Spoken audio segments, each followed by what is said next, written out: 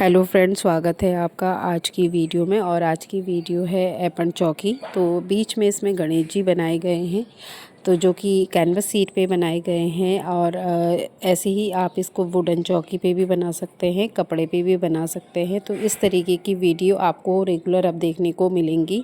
ऐपन चौकी डिज़ाइन है या ऐपन थाली डिज़ाइन है, मैं सारे स्टेप बाय स्टेप अब आगे को वीडियो अपलोड करती रहूँगी।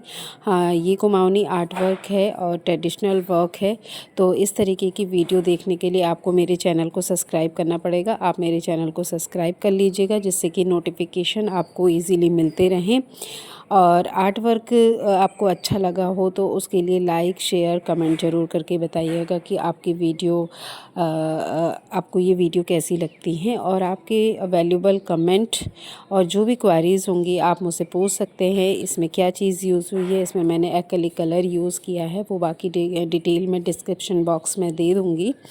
और बाकी जो भी क्वेरीज़ होंगी आपकी वो सारी मैं आंसर करूँगी।